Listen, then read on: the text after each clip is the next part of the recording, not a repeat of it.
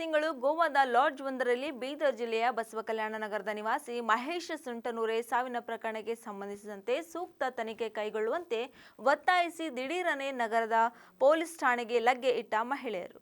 October 21ರಂದು ಗೋವಾದ lodge ಒಂದರಲ್ಲಿ ನೇಣು ಬಿಗಿದ ಸ್ಥಿತಿಯಲ್ಲಿ ಮಹೇಶ್ ಸುಂಟನೂರೆ ಶವ ಪತ್ತೆಯಾಗಿತ್ತು. ಸಾವಿನ ಪ್ರಕರಣಕ್ಕೆ ಸಂಬಂಧಿಸಿದಂತೆ ಸಮಗ್ರವಾಗಿ ಸೂಕ್ತ ತನಿಖೆಯಾಗಬೇಕು ಎಂದು ಬಸವಕಲ್ಯಾಣ ನಗರದ ಬನಶಂಕರಿ ಬಡಾವಣೆಯ 16 ಮಹಿಳೆಯರು ಮತ್ತು ಪ್ರಮುಖರು ಬಸವಕಲ್ಯಾಣ ನಗರ ಪೊಲೀಸ್ ಠಾಣೆಗೆ ಬಂದಿದ್ದರು. ಮಹಿಳೆಯೊಬ್ಬಳೊಂದಿಗೆ ನಾಪತ್ತೆಯಾಗಿದ್ದ ಮಹೇಶ್ ಸುಂಟನೂರೆ ಆತ್ಮಹತ್ಯೆ ಮಾಡಿಕೊಂಡ ಸ್ಥಿತಿಯಲ್ಲಿ ಶವ ಪತ್ತೆಯಾಗಿತ್ತು. ಈ ಪ್ರಕರಣಕ್ಕೆ ಸಂಬಂಧಿಸಿದಂತೆ ಮಹೇಶ್ ಸುಂಟನೂರೆ ನಾಪತ್ತೆಯಾಗಿದ್ದ ದಿನದಿಂದ ಸೂಕ್ತ ತನಿಖೆ ನಡೆಸಬೇಕೆಂದು ಬಸವಕಲ್ಯಾಣ ನಗರದ ಪೊಲೀಸರಿಗೆ ಮನವಿ ಮಾಡಿದರು. ಯಾವುದೇ ಪ್ರಯೋಜನವಾಗಿಲ್ಲ.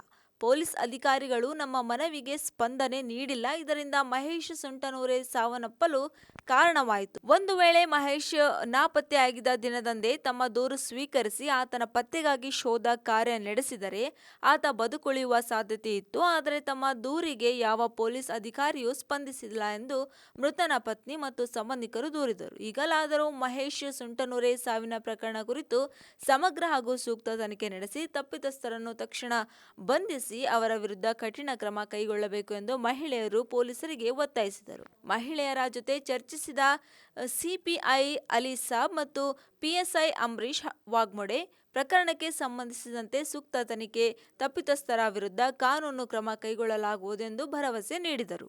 ಮಹೇಶ್ ನಂದ ಮತ್ತೊಬ್ಬರಿಗೆ ಆಗ್ಬಹುದು ಅಥವಾ ಮಹೇಶ್ನು ಆಗ್ಬಾರ್ದಾಗಿತ್ತು ಅಂತ ನನ್ನ ಮನಸ್ಸಿನಲ್ಲಿತ್ತು. ಮಹೇಶ್ ಹುಡುಗಿದ್ದ ಸೋನಾಲಿ ಸತ್ಕುಲ್ ಅಂದ್ರೆ